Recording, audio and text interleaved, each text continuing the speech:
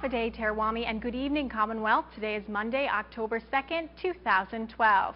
This afternoon, officers from the Department of Public Safety and Ports Police testified to the Special Committee on Impeachment.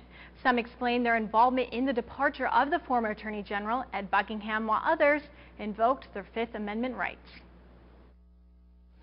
The testimony you're about to give is the truth. Thank you. You may be seated. That was Ports Police Captain John Ray Buenong being sworn in. He did answer some questions about the August 3rd and 4th incident. He was on duty when the former Attorney General Ed Buckingham was leaving the CNMI. Ray Buenong claims that he did not know about the penal summons that was being served to Buckingham until later that night. The time I couldn't recall, but I was at the holding room when I met with FBI agent Park. That's when I found out that they have a subpoena. Special Committee member Representative Frank Dela Cruz asked why Buckingham was being escorted. Ray Buenong answers with this. The reason that early morning when I met with the commissioner, I inquired as to why he needed our assistance. So the reason why he stated is that Mr. Buckingham wants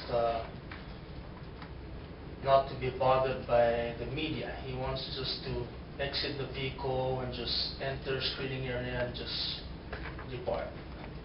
Office of the Public Auditor Legal Counsel George Hasselbeck testified to the Special Committee yesterday afternoon.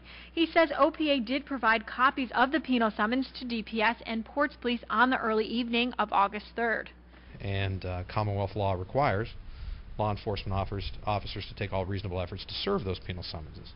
We initially had the cooperation of individual Ports Authority officers and individual public safety officers who initially were in helping us in attempting to effectuate service of process of the penal summons.